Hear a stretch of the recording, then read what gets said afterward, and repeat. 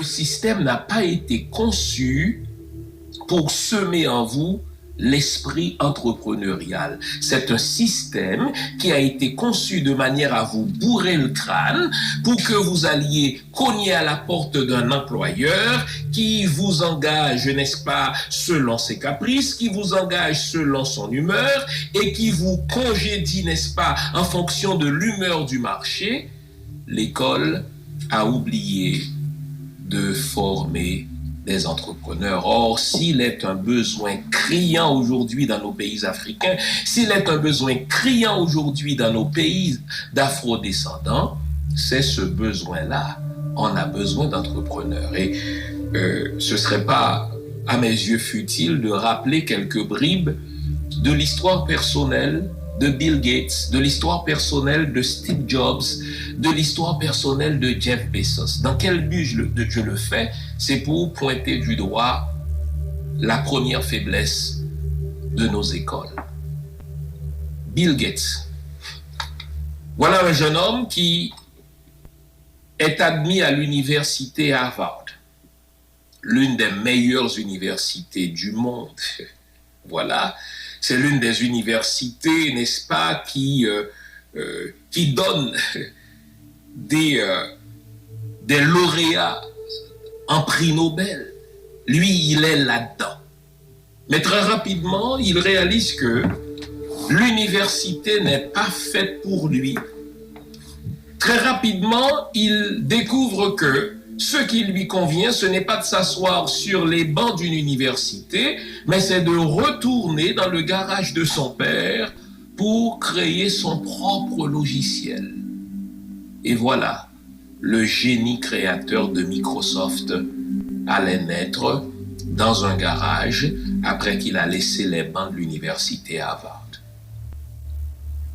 J'essaie de m'imaginer si Bill Gates vivait en Haïti, s'il était mon fils, par exemple. Comment moi j'aurais réagi si mon fils m'appelait un beau matin pour me dire « Papa, je sais que vous souhaitiez que je sois ingénieur, n'est-ce pas, gradué de l'université Harvard, mais l'université de Harvard n'est pas faite pour moi. Les bancs de l'université ne me conviennent pas. Ce qui me convient à moi, c'est de retourner dans le sous-sol de la famille pour créer mon propre logiciel. » Je vous dis là, tel que j'ai été formé, tel que j'ai été dressé, eh bien je ne serais pas content. Je ferai tout un cours à mon garçon pour essayer de le décourager, pour essayer de lui montrer que, écoutez, ce qu'il est en train de faire le prépare au contraire au chômage et qu'il ne serait jamais, n'est-ce pas, un grand homme, qu'il ne serait jamais un grand citoyen. Eh bien, j'aurais tout simplement ainsi tué le génie créateur de mon garçon. Et j'aurais tué son génie créateur, pas parce que je suis de mauvaise foi, mais au contraire parce que moi, comme papa, je n'ai pas été formé avec un esprit entrepreneurial, auquel cas serais-je insécurisé moi-même, auquel cas aurais-je eu peur pour l'avenir de mon fils, si jamais il se présentait devant moi pour me dire que ce qui l'intéresse, c'est de créer son propre logiciel et de lancer sa propre entreprise. Deuxième exemple, mais c'est celui de Steve Jobs. Un exemple comparable à bien des égards. Steve Jobs, vous le savez, n'a passé qu'une session à l'université. Encore là, il n'était même pas là tous les jours. Et quand il a pris, il n'a suivi que quelques cours en calligraphie. Ce qui intéressait Steve Jobs, c'était l'aspect esthétique des lettres. Il avait une passion pour la beauté des lettres, pour les différentes façons dont on peut former une lettre. Bon Dieu, vous comme parent, votre garçon va à l'université et puis il vous dit, écoutez, moi ce qui m'intéresse c'est la calligraphie. Ma passion c'est la beauté des lettres.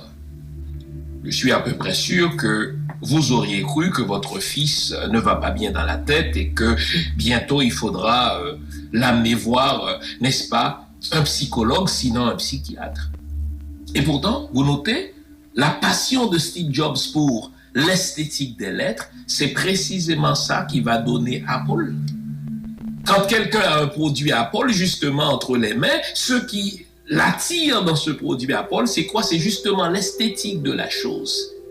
Et point n'est besoin de dire que Steve Jobs a réussi parce que il a compris que l'école n'était pas faite pour lui. Ce qu'il devait faire, c'était de lancer sa propre entreprise.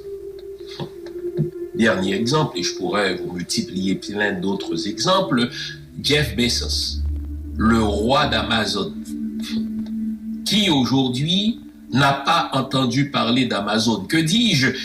Quels sont ceux qui n'ont jamais reçu un produit d'Amazon ou bien qui n'ont jamais commandé quelque chose sur Amazon?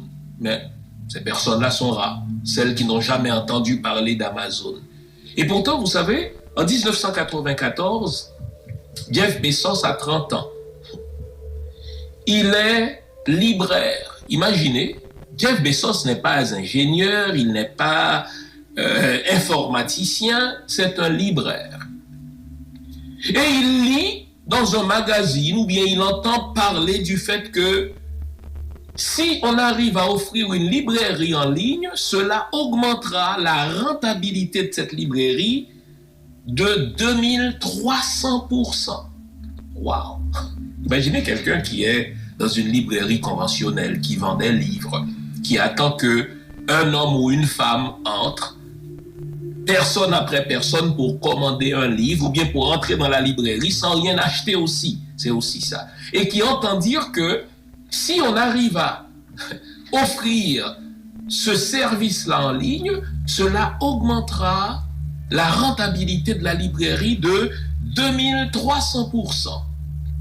Il n'a suffi que de cela pour que Jeff Bezos se mette à réfléchir à un logiciel grâce auquel il offrirait des livres dans un premier temps en ligne et par la suite toutes sortes de produits en ligne.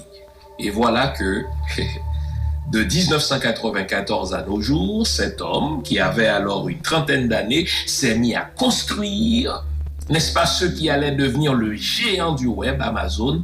Et aujourd'hui, c'est l'homme le plus riche du monde.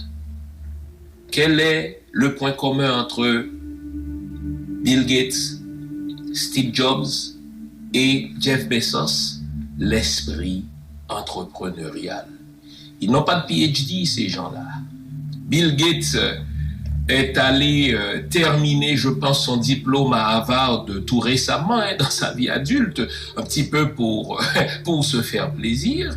Mais qu'est-ce que la culture américaine a offert à ces trois hommes que nos pays ne nous offrent pas? Eh bien, à l'école américaine, on apprend aux jeunes à développer l'esprit entrepreneurial.